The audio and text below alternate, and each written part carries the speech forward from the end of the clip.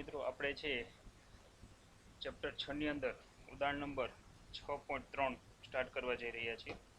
તમે તમારી text book એક ખુલ્લી રાખજો, સાથે અમુક એવું લાગે તો નોટ બોલ પેન પણ ખુલ્લી રાખવી, બરાબર, એની જરૂર પડશે આપણે. હવે જો આમાં વાત કરીએ આ ઉદાહરણની અંદર, તો આની અંદર જે આપણને આપેલું છે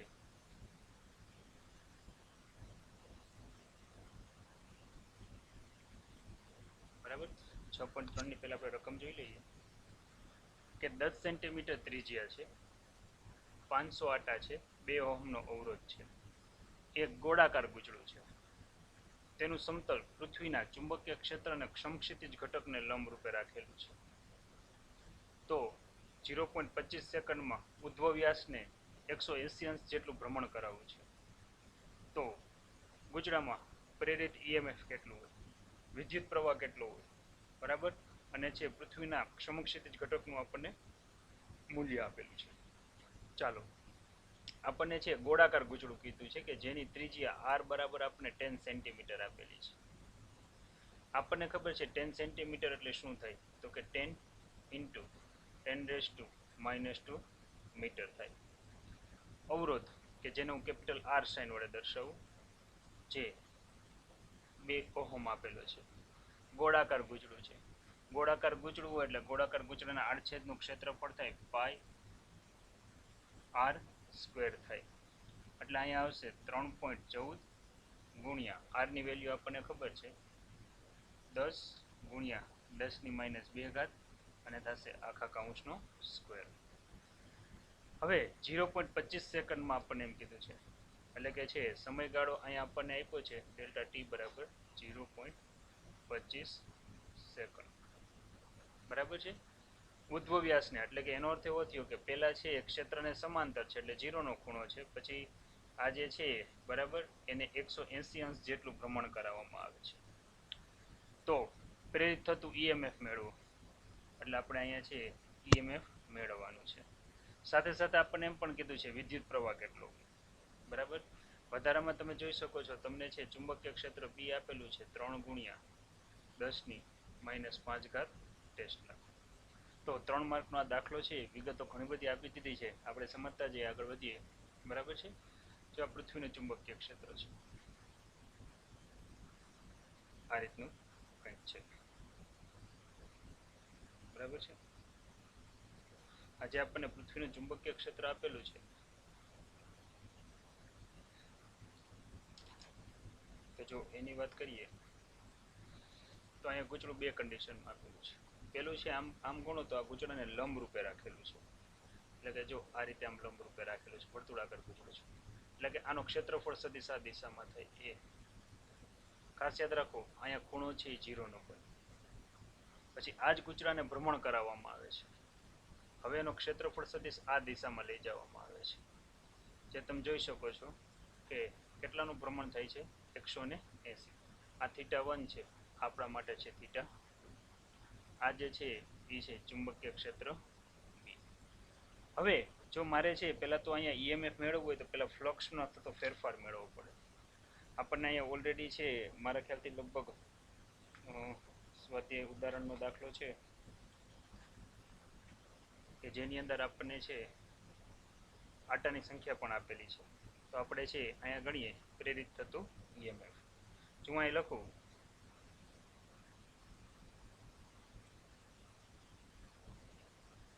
તો આપણે એક ઇક્વેશન મૂકવું પડે, E બરાબર -n delta phi by delta T મૂકવું પડે. એનો અર્થ એવો થયો કે મારે અહીંયા મૂકવું પડશે -n, ફ્લક્સમાં થતો ફેરફાર એટલે અંતિમ ફ્લક્સ, માઇનસ અહીંયા આવશે પ્રારંભિક ફ્લક્સ, અને છેદમાં આવશે ડેલ્ટા ટી. હવે યાદ રાખો અહીંયા છે બી કે છે ગુચડાનું ક્ષેત્રફળમાં ફેરફાર નથી થતો, માત્ર ખૂણામાં ફેરફાર થાય છે. તો પ્રેરિત EMF E બરાબર માઇનસ અહીંયા આવશે n, અંતિમ ફ્લક્સ એટલે કે બી એ કોસ થીટા, પણ કોસ થીટામાં મારે એ લખવું પડે કોસ θ2, માઇનસ અહીંયા લખવું પડશે બી એ કોસ θ1, અને છેદમાં આપણે અહીંયા લખવું પડશે ડેલ્ટા, બરાબર. બી એ કોમન નીકળે છે તો પ્રેરિત EMF E બરાબર માઇનસ એન બી એ. અહીંયા આવશે કોસ 180 અંશ માઇનસ કોસ 0 અંશ અને છેદમાં આવશે અહીંયા ડેલ્ટા ટી, આવું કંઈક આવશે. ક્લિયર છે? તો હવે આને આપણે ગણતરી કરવી છે, તો અહીંયા મૂકવું EMF E. એન એટલે આપણને ખબર છે 500 છે. બી એટલે આપણને ચુંબકીય ક્ષેત્ર આપેલું છે, જે છે 3 ગુણ્યા 10 ની માઇનસ 5 ઘાત. એટલે અહીં લખવું પડશે 3 ગુણ્યા 10 ની માઇનસ 5 ઘાત. ક્ષેત્રફળ કે જે આપણને આપેલું છે 3.14 પાઈ આર સ્ક્વેર. આર બરાબર આપણને ખબર છે શું છે, 10 ગુણ્યા 10 ની માઇનસ 2 ઘાત એનો સ્ક્વેર ઇન્ટુ આપણને ખબર છે કોસ 180 એટલે કેટલા થાય, -1 થાય. અને અહીંયા આવશે કોસ 0 એટલે 1. આ બધાના છેદમાં શું આવશે તો કે delta T. Delta T already આપણને આપેલું છે 0.25 સેકન્ડ. હવે આનું મારે સાદુરૂપ આપવાનું છે, બરાબર છે. જો આની આપણે ગણતરી કરતા જઈએ, બરાબર, અને છે સાદુરૂપ લઈએ તો અહીંયા આવશે પ્રેરિત EMF E બરાબર માઇનસ. ગણતરી કરીએ આપણે, કેલ્સી તમારા હાથમાં છે. ખાસ યાદ રાખજો, અહીંયા 10 × 10⁻² નો વર્ગ થશે 100 ગુણ્યા 10 ની માઇનસ 4 ઘાત. એટલે છે તમારે આગળ કેલ્સી તો છે જ, એટલે જો હું અહીં કિંમત મૂકું તો અહીંયા આવશે 500 આટાની સંખ્યા હતી. પછી છે 3 ગુણ્યા 10 ની માઇનસ 5 ઘાત, 3 ગુણ્યા 10 ની માઇનસ 5 ઘાત ગુણ્યા આપણે આગળ વાત કરીએ તો કે 3.14, અહીંયા છે 3.14, 10 નો વર્ગ એટલે 100 ગુણ્યા 10 ની માઇનસ 2 ઘાતનો વર્ગ એટલે 10 ની માઇનસ 4 ઘાત. અને હજી એક ખાસ અગત્યનું એ છે -1 એટલે -2. તો અહીંયા લખવું પડશે ગુણાકારમાં -2. અને આ બધાના છેદની અંદર શું આવશે તો કે આ બધાના છેદની અંદર આવશે 0.25, આવું કંઈક આવશે, બરાબર છે. હવે અહીંયા છે આ ગુણાકારમાં સ્ટેપ છે, આવું છે, બરાબર છે. હવે જો આ બધાનો તમે ગુણાકાર કરશો અને માઇનસ માઇનસ થઈ જશે, તમને ખબર છે પ્લસ, તો આ રીતે લગભગ પ્રેરિત EMF છે 3 ગુણ્યા, અથવા તો હું લખું તો કે 3.8 ગુણ્યા 10 ની છે -3 ઘાત આવશે. તમને ખબર છે EMF નો એકમ વોલ્ટ છે, તો અહીંયા મારે લખવું પડશે વોલ્ટ. આ થયું સમીકરણ નંબર 1, બરાબર છે. ચાલો આટલું ક્લિયર. હવે આપણને એમ કીધું છે આનો વિદ્યુત પ્રવાહ કેટલો હોય, તો આપણે અહીં લખવું પડે વિદ્યુત પ્રવાહ. જો હું વિદ્યુત પ્રવાહની ગણતરી કરું, બરાબર, તો મને આ વિદ્યુત પ્રવાહ કેટલો મળશે, તો મને છે ઓહમનો નિયમ આવડે જ છે, V બરાબર IR. V ની જગ્યાએ મારે લખવું પડશે E બરાબર I × R. જો હું I ને સૂત્રનો કરતા બનાવું તો અહીંયા આવશે E ના છેદમાં શું આવશે R. એ ઓલરેડી આપણને મળેલું છે 3.8 ગુણ્યા 10 ની -3 ઘાત અને છેદમાં છે R. R એટલે પરિપથનો અવરોધ, જે આપણે અગાઉ અહીં લીધો છે 2 ઓહમ આપણને આપેલો છે. મૂકીએ કિંમત તો અહીંયા આવશે છેદમાં 2. આપણને ખબર છે 19/238 થાય, બરાબર છે. એનો અર્થ એવો થયો કે મને અહીંયા છે વિદ્યુત પ્રવાહ જે મળશે, બરાબર, એ કંઈક છે આ પ્રકારે મળશે 3.8 ભાગ્યા 2 એટલે તમને ખબર છે 1.9 થાય ગુણ્યા 10 ની માઇનસ 3 ઘાત એમ્પિયર. આને છે 1.9 મિલી એમ્પિયર પણ કહેવાય છે, જે આપણું છે સમીકરણ નંબર 2 છે અને જવાબ છે. તો અમુક વિદ્યાર્થી લેટ આવ્યા છે, રિપીટ કરાવી દઉં છું દાખલો. ત્રિજ્યા હતી 10 સેન્ટીમીટર, આટાની સંખ્યા હતી 500, અવરોધ હતો 2 ઓહમ. ગોળાકાર પૂંછડું છે, ગોળાકારનું ક્ષેત્રફળ થાય પાઈ આર સ્ક્વેર. જો તમે જોઈ શકો છો આ ત્રણેય રાશિ આપણે અહીં લખી દીધી છે. વધારામાં આટાની સંખ્યા કે જે 500 હતી, બરાબર, એને આપણે બતાવી દીધી છે. ત્યારબાદ આપણને એમ કીધું છે પહેલા ક્ષેત્રને 0.25 સેકન્ડમાં 0 થી 180 અંશ જેટલું ભ્રમણ કરે છે. 0 ન આપ્યું હોય તો સ્ટાન્ડર્ડ 0 થી જ લઈ શકીએ, એટલે θ1 θ2 આપેલું છે, સમય આપેલો છે, ચુંબકીય ક્ષેત્ર આપેલું છે. તો અહીંયા આપણને એમ કીધું છે કે EMF અને પ્રવાહ શોધો. હવે પહેલા તમે જોઈ શકો છો આકૃતિ મુજબ, પહેલા છે આ બાજુ હતું, ક્ષેત્રની દિશામાં ખૂણો 0 નો હતો. પછી આ ઉલટાઈ જાય છે, જે વિરુદ્ધ દિશામાં થઈ જાય છે, ખૂણો બની જાય છે 180. પ્રેરિત EMF નું સૂત્ર આપણને આવડે છે, ફ્લક્સનો ફેરફાર ϕ2 - ϕ1. ϕ2 એટલે BA cos θ2 માં આવશે BA cos theta 1, BA common નીકળશે, કિંમત મૂકો છો, સાદુર ભાગો છો, જવાબ લઈ આવો છો. પછી તો છે રૂટીન પ્રોસિજર છે, નવીન કાંઈ નથી. તો વિદ્યાર્થી મિત્રો આપણે અહીંયા છે ઉદાહરણ નંબર 6.3 સફળતાપૂર્વક પૂર્ણ કરેલું છે.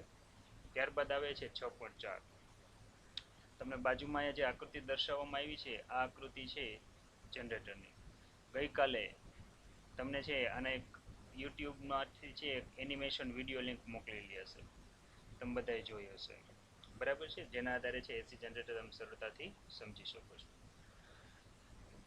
ઉદાહરણ નંબર 6.4 શું કહે છે, થોડીક વાર્તા છે કે આકૃતિમાં જુદા જુદા આકારના સમતલના ગાળાઓ દર્શાવે છે.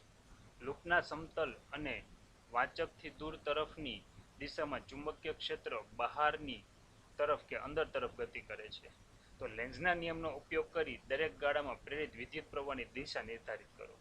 ઓલરેડી આકૃતિમાં દિશા તો આપી જ દીધી છે, આપણને એટલી ખબર પડે છે સમઘડી અને વિષમઘડી કોને કહેવાય.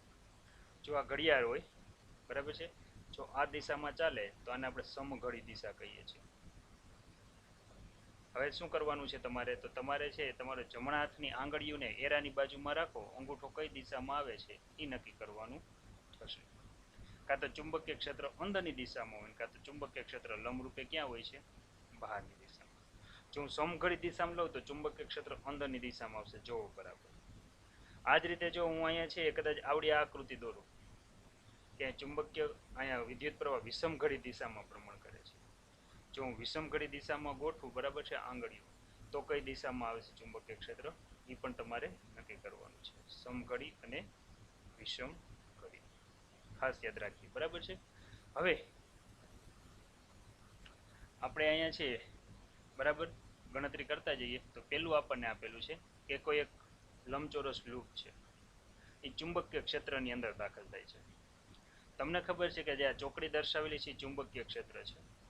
જેવું લૂપ ચુંબકીય ક્ષેત્રમાં દાખલ થશે એમ વધુમાં વધુ એની સાથે ચુંબકીય ક્ષેત્ર રેખાઓ સંકળાશે.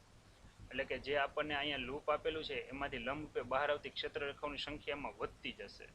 આપણને ખબર છે ક્ષેત્ર રેખાઓની સંખ્યા વધે તો ફ્લક્સ વધે. લેન્ઝનો નિયમ શું કહે છે કે E બરાબર -n dϕ/dt. એટલે કે અહીંયા ફ્લક્સનો ફેરફાર વધે છે. જો ફ્લક્સનો ફેરફાર વધે તો EMF એવી દિશામાં પ્રેરિત થાય કે એનો વિરોધ કરે, બરાબર. તો તમે જુઓ તો અહીંયા પ્રવાહની દિશા છે, તમે જેમ જેમ અંદર આવતું જશે, હવે તમારે ચુંબકીય ક્ષેત્ર અંદરની દિશામાં છે.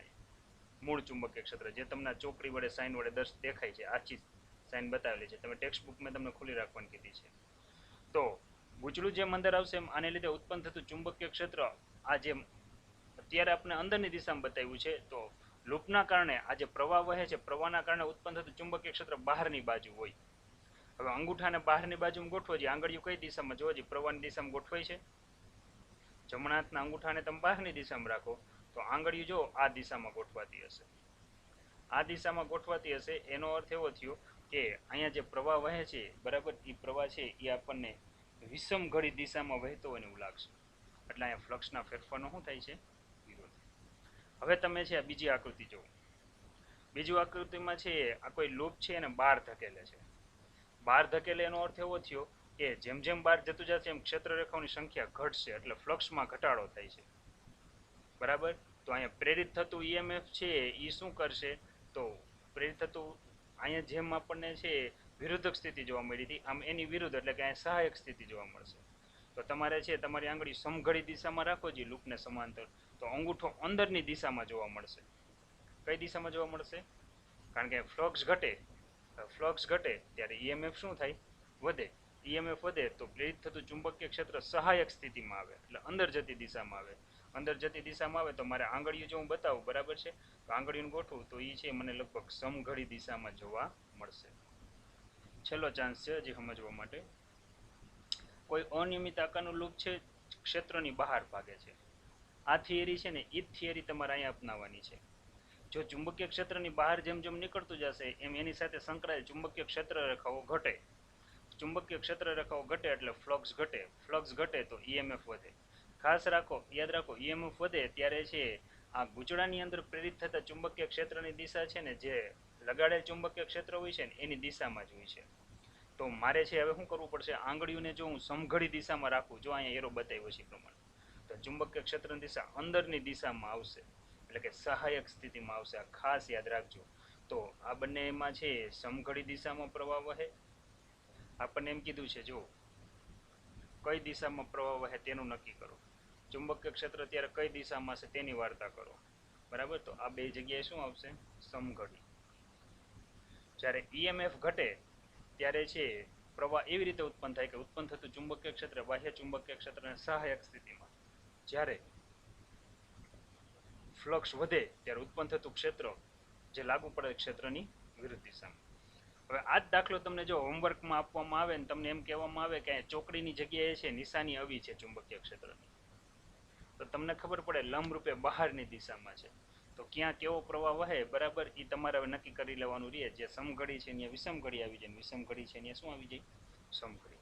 આનું વર્ણન તમને આમાં આપેલું છે કે પેલી આકૃતિમાં એમ છે કે ચુંબકીય ક્ષેત્રના વિસ્તારમાં ગાળાની ગતિને લીધે લંબચોરસ જે લૂપ છે એબીસીડી જેમાં ફ્લક્સ વધે છે, આથી પ્રેરિત વિદ્યુત પ્રવાહનો માર્ગ છે એ વિષમઘડી દિશામાં હશે. બરાબર, કારણ કે વધતા ફ્લક્સનો એ શું કરે છે, વિરોધ. હવે આ જ રીતે વર્ણન જો મારે બીજા અને ત્રીજી આકૃતિ માટે લેવું હોય તો હું આ રીતે લઈ શકું. બીજી આકૃતિ તમને ખબર છે આ પ્રકારે હતી, બહારની દિશામાં જતું. અહીં બહારની ગતિને કારણે ત્રિકોણાકાર ગાળો છે એબીસીડી એમાં ફ્લક્સ ઘટે છે, જેના કારણે પ્રેરિત થતું છે વિદ્યુત પ્રવાહ સમઘડી દિશામાં વહેશે, જે ફ્લક્સનો ફેરફારનો વિરોધ કરી શકે, એટલે બાહ્ય ચુંબકીય ક્ષેત્રની દિશામાં. અને સેમ કન્ડિશન અહીંયા પણ એ જ છે કે અનિયમિત આકારના એબીસીડી છે ગતિના કારણે છે આપણને એમ કીધું છે કે ફ્લક્સ છે એ ઘટે છે. જો ફ્લક્સ ઘટતું હોય બરાબર, તો પ્રેરિત વિદ્યુત પ્રવાહ છે એનો ફેરફારનો વિરોધ કરે ને બધી વાર્તા છે જે એઝ ઇટ ઇઝ છે, એમ કંઈ નવીન છે નહીં. ક્લિયર? બરાબર, તો ત્યાર પછીનો દાખલો આપણે આગળ વધીએ 6.5. તો આ બધા દાખલા હોમવર્કમાં લીધા જેવા છે.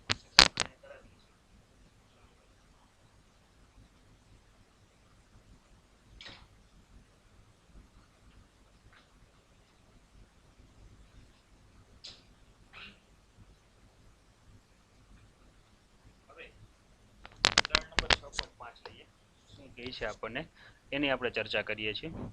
6.5 ઉદાહરણ વાર્તા છે કે સ્થિર રાખેલ બે કાયમી ચુંબકના ઉત્તર અને દક્ષિણ ધ્રુવો વચ્ચે ચુંબકીય ક્ષેત્રમાં એક બંધ ગાળાને સ્થિર સ્થિતિમાં રાખેલ છે. હવે ચુંબકના બે ધ્રુવો છે N અને S. આની અંદર એક ગૂંચળું રાખેલું છે જે સ્થિર સ્થિતિમાં રાખેલ છે. આપણે ખૂબ જ શક્તિશાળી ચુંબકનો ઉપયોગ કરીએ છીએ, તો શું વિદ્યુત પ્રવાહ ઉત્પન્ન કરવાની આશા રાખી શકીએ, એવું આપણને કીધું છે. ટૂંકમાં અહીં એક ગૂંચળું રાખેલું છે. હવે આપણને ખબર છે કે અહીંયા ઉત્પન્ન થતી ક્ષેત્ર રેખાઓ છે એ હંમેશા N થી S તરફ હોય.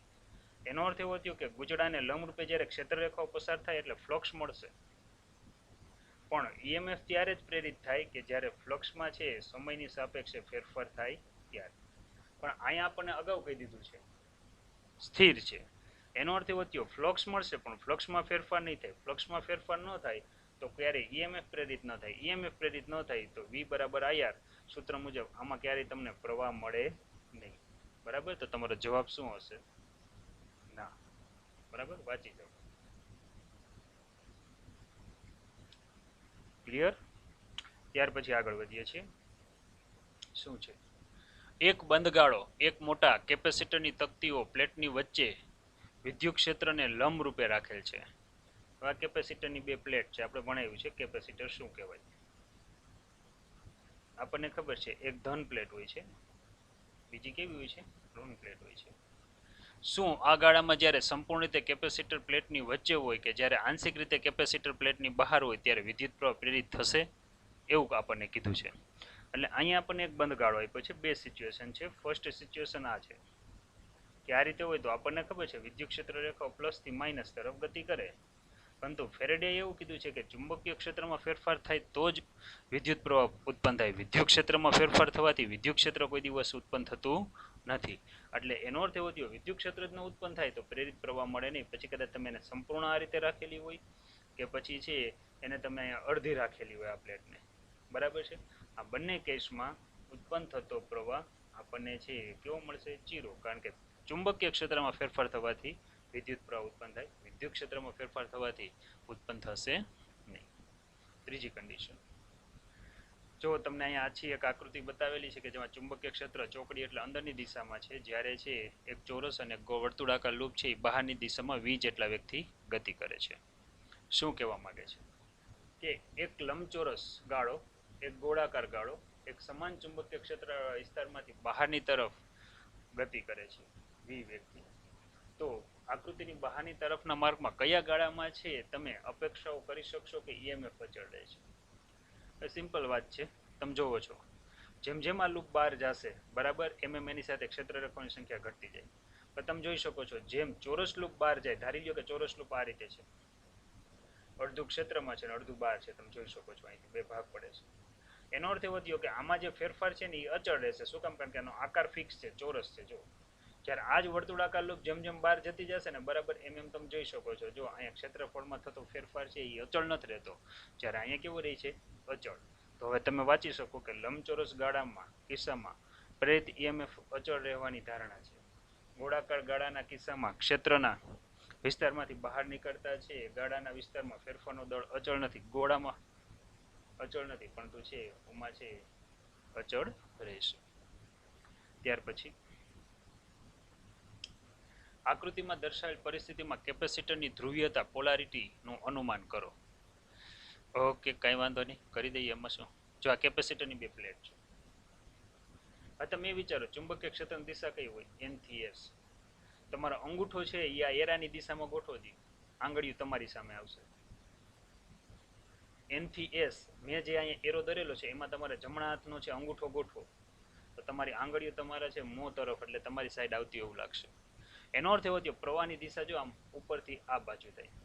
આ પ્રવાહ હંમેશા ધનથી ઋણ તરફ હોય તો ઉપરની પ્લેટને મારે ધન ગણાય, નીચેની પ્લેટને કેવી ગણાય? ઋણ. ક્લિયર થયું કે નહીં? બરાબર. તો હવે વિચારો જે જવાબ શું હોઈ શકે? એ છે બીની સાપેક્ષે કેવી હશે? ધન. તો હવે સરસ મજાના છે પ્રશ્ન છે એ આપણે સોલ્વ કરી શકીએ છીએ. કંઈક નવીન આવે છે જે થિયરી નથી પણ થિયરી જેવો દાખલો છે, હું તમને અત્યારે કરાવું છું. બરાબર છે?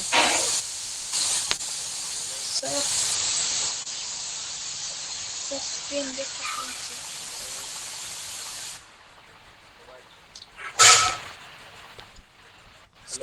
દેખાતી નથી. સ્ક્રીન જ નથી દેખાતી? નહીં. ઓકે, બીજા કોઈ વિદ્યાર્થી જોવો જી સ્ક્રીન દેખાય છે?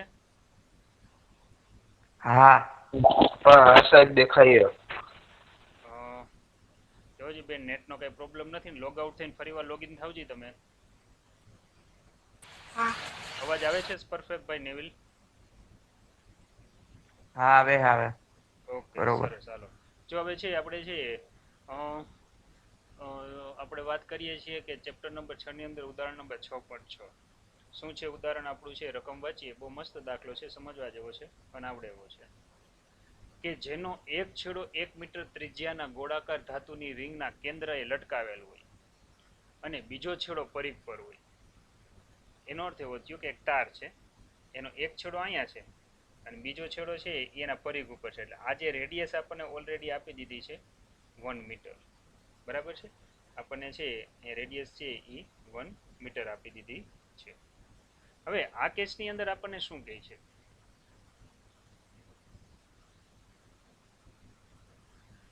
તો 1 મીટર લંબાઈની ધાતુના અને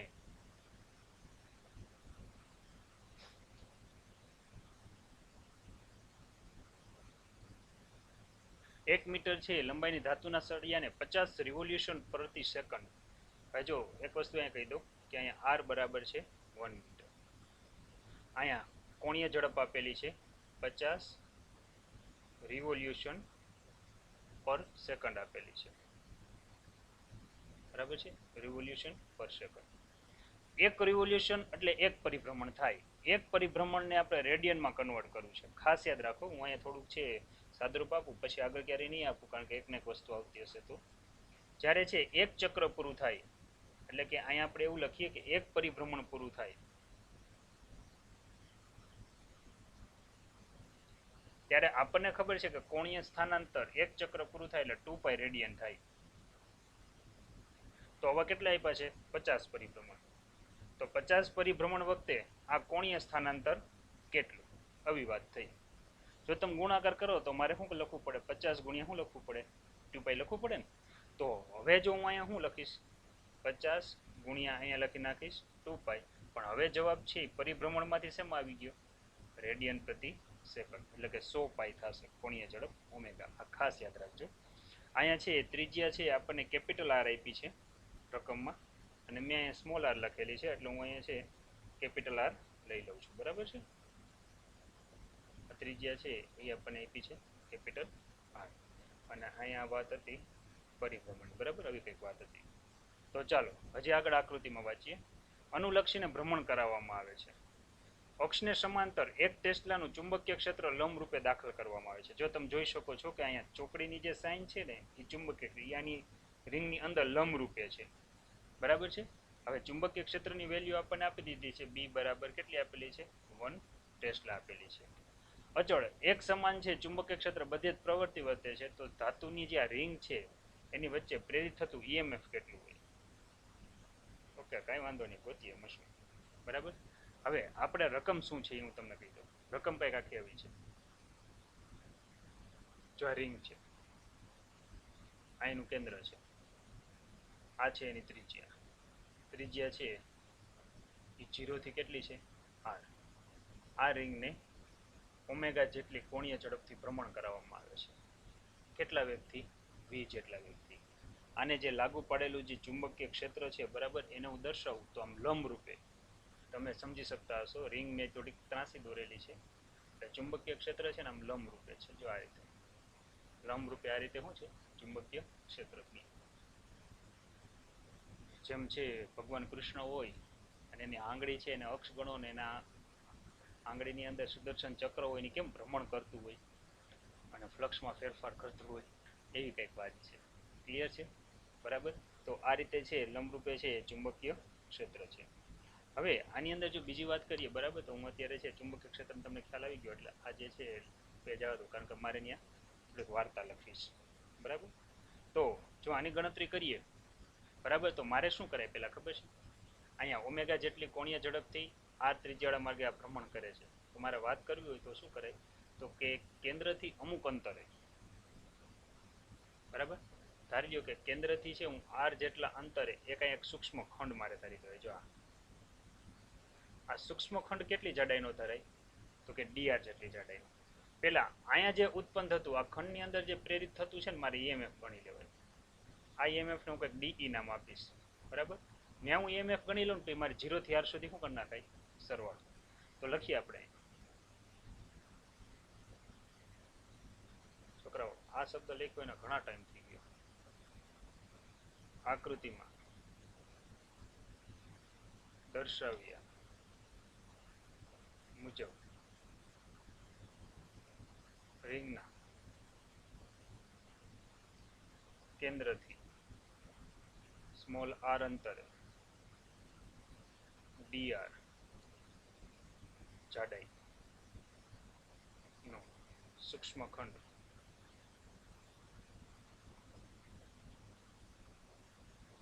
ધ્યાનમાં લેતા, જો સૂક્ષ્મ ખંડ ધ્યાનમાં લઉં, બરાબર, અને ધ્યાનમાં લેતા ત્યાં પ્રેરિત થતું આપણે ઈએમએફ લઈ લઈએ. લખીએ આ સૂક્ષ્મ ખંડમાં, કારણ કે લંબ રૂપે ભ્રમણ કરે છે એટલે ફ્લક્સમાં ફેરફાર થાય એટલે ઈએમએફ પ્રેરિત થાય. સૂક્ષ્મ ખંડમાં પ્રેરિત થતું ઈએમએફ. આ જે ઈએમએફ જે પ્રેરિત થાય છે, આ ઈએમએફ ને આપણે શેના વડે દર્શાવીએ છીએ? ડીઈ. હવે આપણને ખબર છે ઈએમએફ નું સૂત્ર શું છે? બીએલવી. બી એલ, એલ એટલે લંબાઈ, લંબાઈની જગ્યાએ હું અહીં શું લઈ લઈશ? મેં લંબાઈ એટલે કે જાડાઈ કેટલી લીધી છે? dr. અને v. કયું સૂત્રનો ઉપયોગ કર્યો છે? તો કે સૂત્રનો કંઈક આવા સૂત્રનો ઉપયોગ કરેલો છે. E બરાબર બી એલ વી સૂત્ર પરથી. ખાસ યાદ રાખજો. બરાબર. તો કે મેં આ સૂત્રનો ઉપયોગ કર્યો છે. અહીંયા ટૂંકમાં છે જ્યાં એલ દેખાય ત્યાં મારે છે શું લેવાનું હતું? dr. એટલે મેં આ સમીકરણ લીધું છે. હવે આને થોડુંક આગળ વધારીએ. બરાબર છે. તો કે આપણને જે સૂત્ર આ મળ્યું છે ડીઈ બરાબર છે બી એલની જગ્યાએ મેં લીધું છે dr અને અહીંયા શું લીધું છે v. આપણને ખબર છે કે છે v બરાબર શું થાય ઓમેગા ઇન્ટુ r થાય બરાબર છે. તો અહીંયા છે મારે છે આગળ લખવું છે તો અહીં લખું કે de બરાબર b ઇન્ટુ dr. અહીંયા શું લખું ઓમેગા ઇન્ટુ r આવું હું લખી શકું બરાબર છે. હવે જો આપણે છે ઓમેગા ઇન્ટુ r આવું આપણે ત્યાં લખી શકાય. હવે થોડીક વધારે આપણે ચર્ચા કરીએ બરાબર. થોડુંક સાદુરૂપ લઉં તો આખું સ્ટેપ આવું લખાશે કે de બરાબર b ઓમેગા r ઇન્ટુ શું લખાશે dr. ચાલો આ જે સમીકરણ મળે છે આ સમીકરણને નંબર આપી દો 1. આ જે મને EMF મળ્યું એ માત્ર ને માત્ર આ જે સૂક્ષ્મ ખંડ દેખાય છે આ સૂક્ષ્મ ખંડનું મળ્યું. મારે તો કુલ EMF લેવું છે તો 0 થી r સુધી આનો સરવાળો કરવો પડે.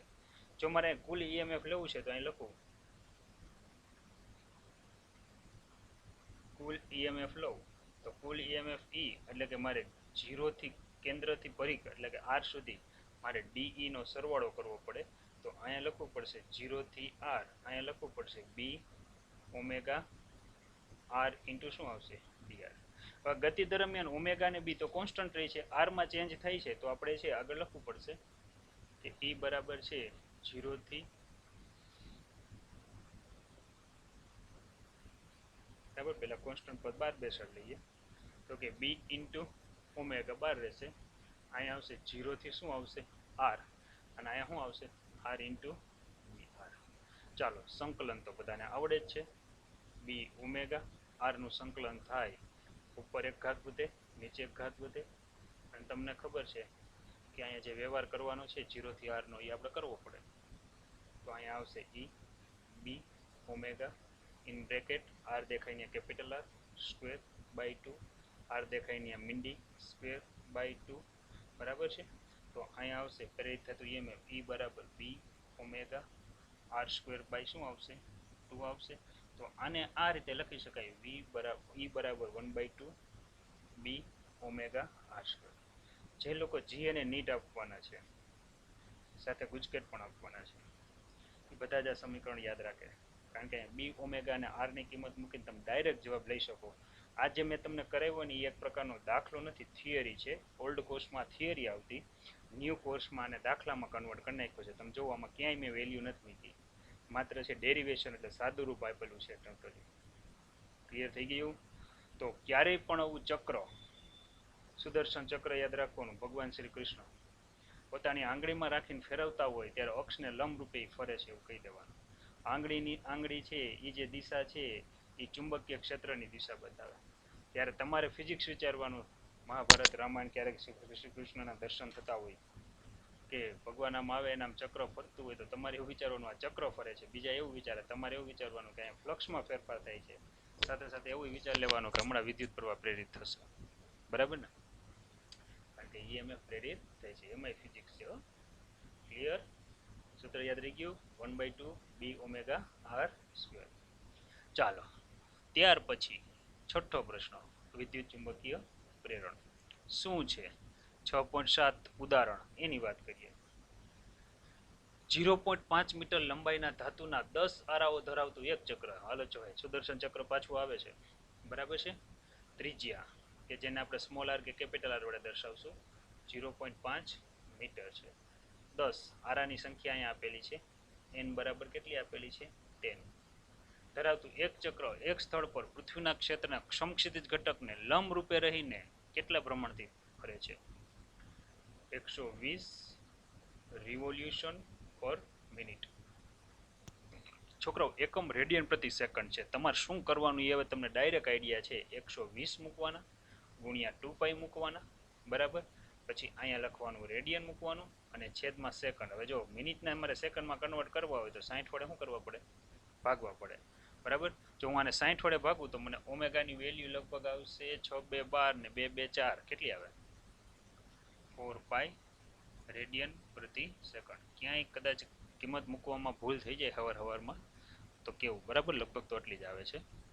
ચાલો થી ભ્રમણ કરે છે. પૃથ્વીનું ચુંબકીય ક્ષેત્ર આપેલું છે 0.4 કોષ.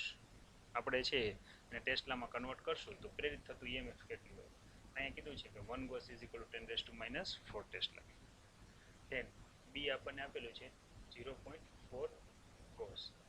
ચુંબકીય ક્ષેત્રને છે જ્યારે ટેસ્લામાં કન્વર્ટ કરો એટલે ઇન્ટુ 10⁻⁻ શું આવે 4 ટેસ્લા, આવું કંઈક આવે. હવે શું કરવું છે આપણે? તો કે હવે કાંઈ નહીં કરવાનું. હવે જે આપણે સૂત્ર જે આપણે તમને સમજાવ્યું છે એ સૂત્ર મૂકવાનું. કયું સૂત્ર હતું? તો કે જો આ 10 આરા ધરાવતું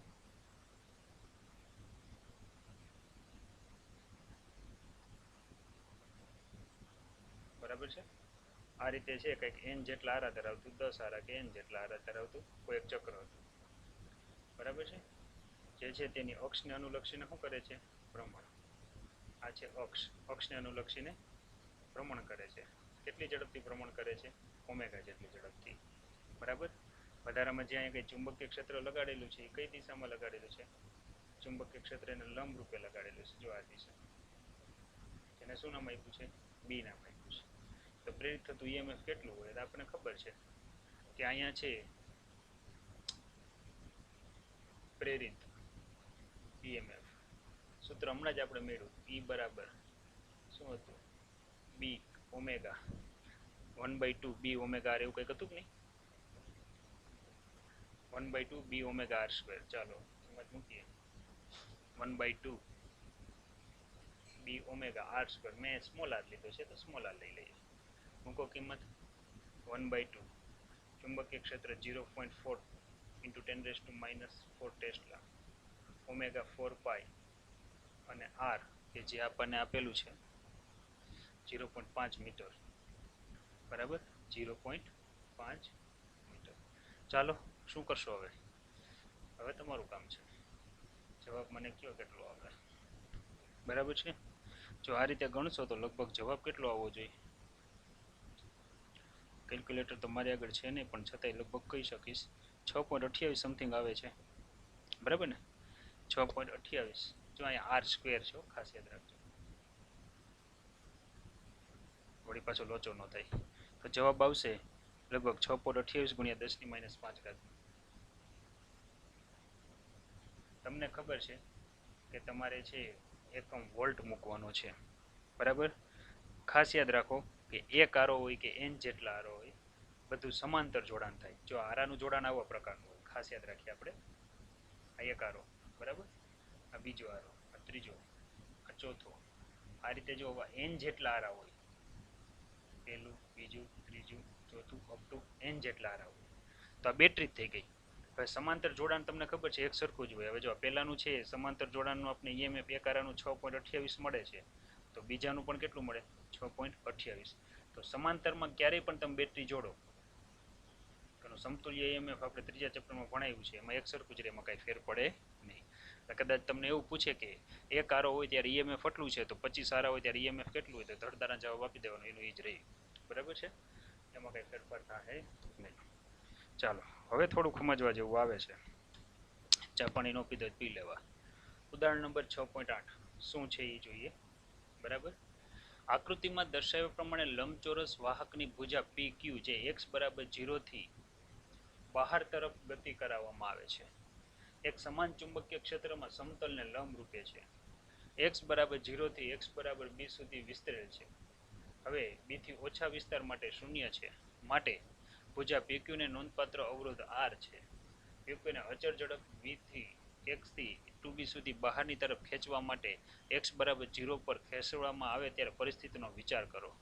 આ દરમિયાન ફ્લક્સ એટલે 5, ત્યાર પછી છે પ્રેરિત થતું EMF એટલે E, જરૂરી બળ એટલે F અને છે જૂલ ઉષ્મા એટલે કે પાવર P તરીકે વ્યય થતા માટે સૂત્રોનો ઉપયોગ કરીને આ રાશિઓને રેખાંકિત કરો. 4 વસ્તુ બતાવવાની છે: ફ્લક્સ, પ્રેરિત EMF, બળ અને જૂલ ઉષ્મા. પહેલા તો આપણે આની રકમ સમજીએ શું છે. જો આકૃતિ એવી છે. આ તમે જોઈ શકો છો કે આકૃતિમાં ચુંબકીય ક્ષેત્ર કઈ દિશામાં છે તો કે લંબ રૂપે બહાર આવતી દિશામાં છે. ડોટ આપેલા છે. જો અહીંયા આ બધા ડોટ શું બતાવે છે? બહારની દિશામાં. હવે મારે અહીંયા જો યુ આકારની લૂપ તો ફિક્સ જ છે. મારે જે PQ જે સળિયો છે ને એને મારે બહાર તરફ ખસેડવાનું છે. આકૃતિમાં તમને એક બીજું કહી દઉં, જે આકૃતિમાં કંઈક ઘટતું એવું મને લાગે છે. આ જે અંતર છે ને આ અંતર x બરાબર 0 છે. જો બોર્ડર છે ને બરાબર છે. આ જે અંતર આપણને આપ્યું છે અહીંયા કંઈક, બરાબર, આ છે x બરાબર b આપેલું છે ચુંબકીય ક્ષેત્ર સુધી જ્યાં પૂરું થાય છે ને, આ અંતર છે b જેટલું છે. અને હાવ બહાર લઈ જાવ તો આ અંતર કેટલું થાય? આ અંતર થઈ જાય 2b જેટલું છે.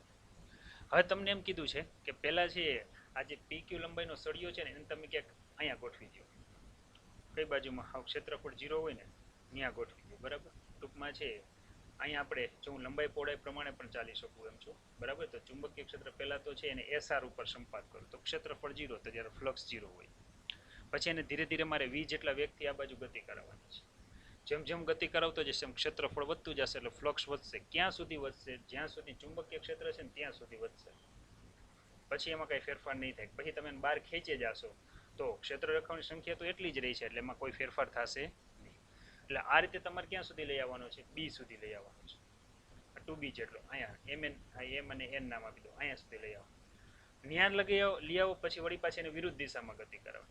તો કદાચ તમે છે L થી શરૂઆત કરીએ. બરાબર, LQ આપણે જે છે પેલા એને K બિંદુ પાસે લઈ આવશું એટલે અહીંયા ફ્લક્સ શૂન્ય હશે. ખાસ યાદ રાખજો. શા માટે? કારણ કે ક્ષેત્રફળ શૂન્ય થઈ જાય. જેમ જેમ તમે એને બહાર ખેંચતા જાવ ક્ષેત્રફળ વધતું જાય. L પાસે આવશો ને એટલે અહીંયા ફ્લક્સ મેક્સિમમ થઈ જશે, મહત્તમ થઈ જશે, એટલે કાંઈ ફેર પડશે નહીં. પછી તમે છે એને હજી બહાર લઈ જશો તો યાદ રાખજો હવે જો ચુંબકીય ક્ષેત્ર અહીંયા ક્યાંય છે જ નહીં. એનો અર્થ એવો થયો ક્ષેત્ર રેખાઓની સંખ્યા જે L પાસે હતી એટલી જ રહેશે એટલે ફ્લક્સ એક ધારું રહેશે, કોન્સ્ટન્ટ રહેશે. ક્યાં સુધી રહેશે? તો કે mn સુધી છે ફ્લક્સ કેવું રહેશે? મેક્સિમમ જ રહેશે.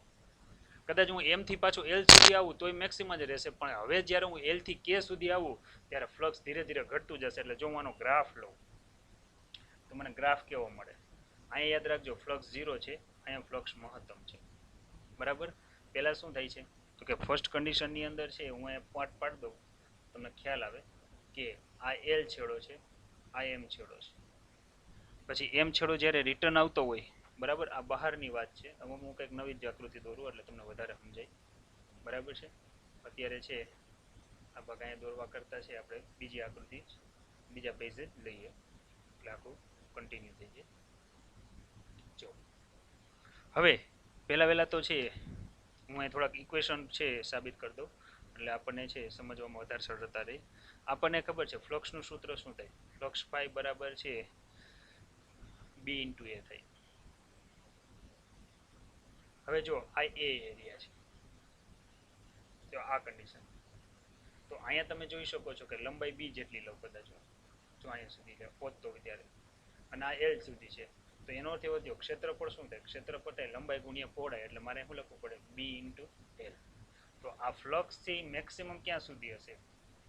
સ્મોલ b × L, તો કે m સુધી મેક્સિમમ હશે. પછી એમાં છે એ અચળે છે, એમાં કંઈ ફેરફાર થતો નથી એવી વાત છે. હવે આપણને એમ કીધું છે આમાં ત્રણ કન્ડિશન આપેલી છે. વધારામાં આપણને એમ પણ કીધું છે પ્રેરિત થતું EMF કેટલું હોય. હવે EMF નું સૂત્ર આપણને આવડે છે. E બરાબર શું થાય? તો કે d∅/dt. એટલે કે અહીંયા હું માઇનસ લઉં તો આનું સૂત્ર પણ આપણે તારવેલું જ છે, -BL/V, એવું કંઈક સૂત્ર આપણે તારવેલું છે. પણ L અહીંયા આપણે ખાસ યાદ રાખીએ L એટલે લંબાઈ છે જે આપણે આવડી આ ધ્યાનમાં લેવાની છે. જો આ કન્ડિશનમાં આપણે આગળ વધીએ, બરાબર, તો આપણને કેવી રાશિઓ મળશે પહેલા હું ફ્લક્સનું દોરી લઉં એટલે તમને આખે આખું ક્લિયર થઈ જાય. પછી આપણે જુદી જુદી રાશિ લેતા જશું. બરાબર, જેમ કે તમે જુઓ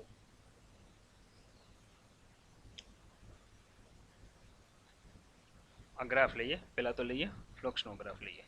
બરાબર છે, ફ્લક્સનો ગ્રાફ શું છે એ તમે આના ઉપરથી જોઈ શકો છો.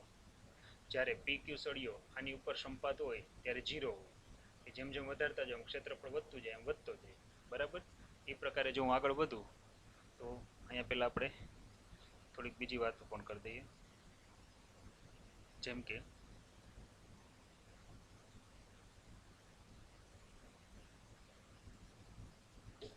આવી રીતે આપણે લઈએ. બરાબર, જેમ કે આ K વિસ્તાર છે, આકૃતિ તમારે સામે રાખજો. આ L વિસ્તાર છે, આ જે છે એ K વિસ્તાર છે, આ L વિસ્તાર છે, અને આ M વિસ્તાર છે. આપણા બહાર તરફ હાલતા હોય ને ત્યારની વાત છે. પાછું આ અંદર તરફ મારે હાલવું છે, અંદર તરફ હાલું ત્યારે આ L થશે ને છેલ્લે શું થઈ જશે? K. આકૃતિ તમારે સામે રાખજો. તમે જુઓ છો કે જેમ જેમ છે આ PQ સળિયો આના ઉપર હોય ત્યારે ફ્લક્સ શૂન્ય હશે કારણ કે ક્ષેત્રફળ શૂન્ય. જેમ આ PQ સળિયાને તમે આ દિશામાં વધારતા જાવ છો એમ ફ્લક્સ વધતું જશે. ક્યાં સુધી વધશે? અહીંયા સુધી વધશે. બરાબર. તો એનો અર્થ એવો થયો કે જે ચુંબકીય ક્ષેત્ર પૂરું થાય છે ને એલ બિંદુ છે ત્યાં સુધી વધે છે. બરાબર. પછી મારે શું કરવાનું છે? પછી અહીંયા છે હું હવે એલ થી એમ તરફ આગળ વધું છું. પણ આકૃતિ તમે જુઓ, એલ થી એમ તરફ અહીંયા ક્યાંય પણ ચુંબકીય ક્ષેત્ર છે નહીં. એટલે નવી કઈ ચુંબકીય ક્ષેત્ર રેખાઓ મળશે નહીં. ફ્લક્સ હશે એનું ઈ જ રહેશે. એટલે હશે એટલે અહીંયા જે છે ને એવડું એની ફ્લક્સ એમ સુધી રહેશે. હવે હું અહીંયા 12 સુધી હાવ પહોંચી ગયો. હવે મારે રિવર્સ ગતિ કરાવવાની છે. હવે એમથી પાછું મારે એલ આવવાનું. તો એનો અર્થ એવો થયો એમાં કાંઈ ફેરફાર થાય નહીં. તો એનું ઈ જ રહેશે. પણ જેવો હું અહીંયા એલ થી કે તરફ આગળ વધીશ, તમે જુઓ છો એલ થી કે તરફ જેમ આ સળિયાનું આ બાજુ લેતો જાય તો ક્ષેત્રફળ ઘટતું જશે, ફ્લક્સ ઘટતું જાય. જ્યારે હું એને એસઆર ઉપર સંપાત કરીશ ત્યારે શૂન્ય થઈ જશે. એનો અર્થ એવો થયો ઘટતું જશે વળી પાછું અહીં કેવું થઈ જશે? 0. આ તમને શું મળ્યું? ફ્લક્સ. ક્લિયર? તો કે ક્લિયર. ચાલો હવે મારે ઈએમએફની વાત કરવી છે. ઈએમએફનું સૂત્ર આપણને શું મળે? હવે તમને ખબર છે કે જો આ બિંદુએ જો હું અહીંયા ઈએમએફ લઉં તો આ દરેક જગ્યાએ છે મને ઈએમએફ અહીંથી લઈ અને આ જે જગ્યાએ છે ત્યાં સુધી મને ઈએમએફ એક સરખું મળશે. કેટલું મળશે? તો કે E બરાબર -BLV, ફ્લક્સમાં થતા ફેરફારના વિરુદ્ધ દિશામાં હોય ને સૂત્ર, -BLV. જો હું બહાર નીકળી જાઉં તો ત્યાં ચુંબકીય ક્ષેત્ર તો કાંઈ વધતું નથી, તો ઈએમએફ 0 હશે એમ સુધી. વળી પાછો રિટર્ન આવું તો ત્યાં પણ કેવું હશે? 0. વળી એની દિશા ઉલટાવી નાખું ત્યારે વેગની દિશા આ બાજુ હતી, હવે વેગની દિશા ઉલટાવી નાખીશ એટલે આ BLV છે એ માઇનસ છે તો એ કેવું થઈ જશે? પ્લસ. તો એનો ગ્રાફ કેવો આવે એ જોઈએ. અહીંયા આપણે ઈએમએફનો ગ્રાફ દોરીએ છીએ, ખાસ યાદ રાખજો. બરાબર છે? તો ઈએમએફનો ગ્રાફ કેવો આવશે? તો કે 0 થી L સુધી સમાન ચુંબકીય ક્ષેત્ર એટલે ઈએમએફ એક સરખું આવશે, -BLV છે એટલે હું વિરુદ્ધ દિશામાં દોરું છું. જેવા છે એલ પછી એમ બિંદુ બાજુ જાઓ, હવે ત્યાં કોઈ ચુંબકીય ક્ષેત્ર જ નથી તો આપણને કોઈ પણ જાતનું અહીંયા છે ફ્લક્સ છે એ આપણને ઈએમએફ છે એ આપણને મળશે નહીં. વળી છે એટલે કે 0 નો 0 જ રહેશે. વળી તમે છે પાછા એમ થી એલ પાસે આવો ત્યાં પણ ચુંબકીય ક્ષેત્ર નથી એટલે શૂન્ય મળે. પરંતુ તમે જુઓ છો કે હવે અહીં વેગની દિશા ફરી જાય છે. જો પેલા વેગની દિશા આ બાજુ હતી, હવે આ બાજુ. તો પ્રેરિત થતું ઈએમએફ E બરાબર છે -BLV ની જગ્યાએ હવે મારે શું લખવાનું રહ્યું? BLV એટલે મને પોઝિટિવ મળશે. જો મારે પોઝિટિવ મળશે તો મારે એને ક્યાં દર્શાવાય? અહીંયા દર્શાવાય કે નહીં? આ જે મૂલ્ય છે એને હું કહી શકું +BLV. 4 માર્કનો દાખલો છે, 2 માર્ક કમ્પ્લીટ થયા સમજાણો હોય તો. બરાબર ને? હજી મારે બળની વાત કરવી છે. બળ અને બીજું પાવર. હવે જો મારે બળ અને પાવરની વાત કરવી હોય, બરાબર, તો મેં તમને છે યાંત્રિક ઉર્જા અહીંયા છે જ્યારે થિયરી કરાવી છે કે યુ આકારની ટ્યુબ ઉપર છે કરવું પડતું કાર્યનું યાંત્રિક ઉર્જામાં વિદ્યુત ઉર્જામાં રૂપાંતરણ થાય છે. એ થિયરી તમારે યાદ કરવી પડે તો એમાંથી તમને ડાયરેક્ટ સૂત્ર મળે. જેમ કે બળનું સૂત્ર હું ત્યારે લખવા બેસું તો બળ F બરાબર છે એ સૂત્ર કંઈક મને આવું મળ્યું હતું. જો હું અત્યારે સાબિત નહીં કરું, સીધો એનો રેફરન્સ લઈશ કારણ કે મેં ઓલરેડી એક વખત સાબિત કરી દીધી છે. d2L2V છેદમાં શું આવશે? R. આવું કંઈક સૂત્ર હતું. બરાબર છે? જે છે તમને ખબર છે કે આ પ્રકારનું હોય છે. હવે અને હારવાર હું તમને અહીંયા પાવરનું સૂત્ર પણ આપી દઉં. ત્યારે આપણે પાવરનું સૂત્ર પણ મેળવ્યું હતું. પાવર P બરાબર I2R આ પ્રકારનું સૂત્ર થાય છે. જો હું I ની કિંમત મૂકું તો એ પણ મને કેવું મળે છે? d2L2 V2/R પ્રકારનું મળે છે. હવે તમને એમનું ખબર પડી જાય. અહીંયા તમે જુઓ કે અહીંયા જ્યારે છે ચુંબકીય ક્ષેત્ર અહીંયા તો પૂરું થઈ જાય છે.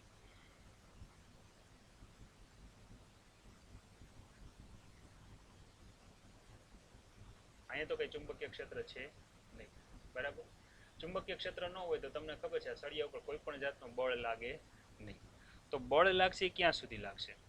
બળ લાગશે એ આ એરિયા સુધી જ લાગશે કારણ કે ત્યાં ચુંબકીય ક્ષેત્ર આ એરિયાની અંદર છે B = 0 છે એટલે લાગતું બળ પણ કેવું હોય? 0. આ કન્ડિશનમાં છે બળ 0 તો પાવર બરાબર થાય બળ ગુણ્યા પાવર બરાબર થાય જૂલના છેદમાં સમય, કાર્યના છેદમાં સમય, પણ કાર્ય બરાબર થાય બળ ગુણ્યા સ્થાનાંતર. તો ટૂંકમાં L થી M વિસ્તારમાં મને બળે 0 મળે અને પાવરે કેવો મળે? 0 મળે. હવે જો આની મારે આકૃતિ દોરવી છે અને મારે તમને બતાવવું છે તો હું કંઈક આ રીતે બતાવી શકું. બરાબર છે? અહીંયા બળ F લઉં છું. Fનું સૂત્ર મેં તમને અહીં લખી દીધું છે એટલે બધાને મગજમાં હશે શું છે જો કંઈ કહું છે. -d2L2V/R. માઇનસ છે યાદ રાખજો. બરાબર છે? તો જો હું આને અહીંયા મૂકું, બરાબર, તો આજે આનો બળ વિરુદ્ધનો જો આપણો ગ્રાફ લઈએ, બરાબર, અંતરનો ગ્રાફ, તો એની અંદર છે બળ મને મળશે એક ધારું મળશે પણ એ આ એરિયા સુધી એક ધારું હશે. એલ થી એમ વચ્ચે ચુંબકીય ક્ષેત્ર જ નથી તો મને એ જે વસ્તુ છે એ ઓલરેડી કેવી મળવાની છે? 0. ક્યાં સુધી 0 મળશે? તો કે છે વળી પાછા એમ થી એલ પાસે આવો ત્યાં સુધી. પરંતુ જેવા તમે અહીંયા છે રિટર્ન થઈ જાવ છો, રિટર્ન થઈને વળી પાછા આ બાજુ આવો છો ત્યારે તમે જોવો છો વેગની દિશા વળી પાછી ઉલટાઈ જાય છે. બળના સૂત્રમાં વેગ આવે જ છે, બરાબર?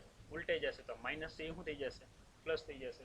તો આવી કન્ડિશનમાં બરાબર મને અહીંયા છે એક ધારું જે બળ મળશે પણ એ પહેલા કરતાં કેવું મળશે? વિરુદ્ધ. હજી એક મારે ગ્રાફ દોરવો છે. કયો દોરવો છે? પાવરનો ગ્રાફ દોરવો છે. પાવર તો તમને એમનું આવડશે. પાવરનું સૂત્ર છે, પાવર છે એ અદિશ રાશિ છે, બરાબર? વધારામાં તમને એ કહી દો, બરાબર? તો કે અહીંયા વેગ છે ધન કે ઋણ, ખાસ યાદ રાખો કે આ બિંદુ સુધી છે તમને વેગ મળવાનો છે. અહીંયા તો છે વેગ 0 છે. વેગ 0 હોવાથી પાવર પણ કેવો મળશે? 0. એલ થી એમ સુધી જાઓ કે એમ થી એલ સુધી જાઓ. બાકી છે તમે રિટર્ન આવો કા બાજુ આવો, બરાબર? એમાં કંઈ મારે દિશા ધ્યાનમાં લેવાની નથી. એટલે જો હું પાવરનો ગ્રાફ દોરું તો પાવરનો ગ્રાફ મને કંઈક આવો મળશે. પહેલા 0 કે થી એલ સુધી એક ધારો મળશે, પછી 0 0 0 મળશે, વળી પાછું મને કેવો મળશે? એક ધારો મળશે. કેવો મળશે? બધા આગળ ઉદાહરણની છે, આ ઉદાહરણ છે એટલે ટેક્સ્ટ બુક ખુલ્લી હશે, જોઈ લ્યો, બરાબર? બરાબર આ રીતે આખા ઉદાહરણ છે તમારે લખવાનું થાય, બરાબર છે? ફરીવાર રિપીટ કરી દઉં છું આખું ઉદાહરણ, બરાબર છે? શું હતું તો કે છે આ યુ આકારની નળી છે, બરાબર? સમાન ચુંબકીય ક્ષેત્રમાં મૂકેલી છે. હવે આ એસ અને કયો ભાગ છે? આર ભાગ છે. પહેલા તો છે પીક્યુ છે આની ઉપર જ સંપાત છે એટલે ક્ષેત્રફળ કેવું છે? 0. પછી આને ધીરે ધીરે તમે દૂર લેતા જાવ છો એટલે કે આ બાજુ ગતિ કરાવો છો, ક્ષેત્રફળ વધતું જાય, ફ્લક્સ વધતું જાય. ક્યાં સુધી વધે? અહીંયા સુધી જ વધે. પછી છે કંઈ ચુંબકીય ક્ષેત્ર મળતું નથી, ફ્લક્સમાં કંઈ ફેરફાર નહીં થાય, છે એટલું જ રહેશે. એટલે ગ્રાફ આપણને કેવો મળે છે? તમે જુઓ, એલ સુધી વધતું જશે, પછી એક ધારો રહેશે, વળી બસ ધીરે ધીરે શું થાય? ઘટતું જાય. ઈ બરાબર માઇનસ BLV સૂત્ર છે. એલ એટલે લંબાઈ છે, વી એટલે વેગ છે, બી એટલે ચુંબકીય ક્ષેત્ર છે. તમે જોઈ શકો છો કે આ એલ એટલે લંબાઈ છે. અહીંથી ગતિ દરમિયાન લંબાઈમાં ફેરફાર નથી થતો, બીમાં ફેરફાર નથી થતો, નથી વીમાં ફેરફાર થતો. અહીંયા સુધી એક સરખો. અહીંયા તો બી બરાબર 0 હોવાથી છે ટોટલ છે EMF શૂન્ય થશે, રિટર્નમાં વળી પાછી દિશા બદલાય છે. એટલે જો અહીંયા એક સુધી પછી 0 થઈ ગયું, પછી રિટર્ન આવો ત્યારે દિશા શું થઈ ગઈ? ઉલટાઈ ગઈ. એ જ રીતે તમે બળની વાત કરી શકો, એ જ રીતે તમે પાવરની વાત કરી શકો. પાવર અદિશ રાશિ છે એટલે બંને ગ્રાફ છે કઈ બાજુ આવશે? ઉપર તરફ. તો વિદ્યાર્થી મિત્રો આપણે અહીંયા છે ઉદાહરણ 6.8 સુધી આજે લીધું છે, બરાબર? બાકીના જે ઉદાહરણ છે એ નેક્સ્ટ ટાઈમ આપણે લેશું. અત્યારે સમય મર્યાદાના કારણે છે લેક્ચર આપણે સ્ટોપ કરીએ છીએ. કોઈને કંઈ સવાલ હોય બરાબર તો અત્યારે છે પૂછી શકે છે, બરાબર છે?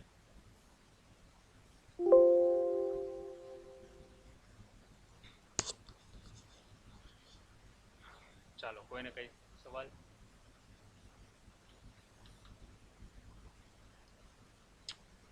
કંઈ પ્રશ્ન હોય તો તમે પૂછી શકો છો.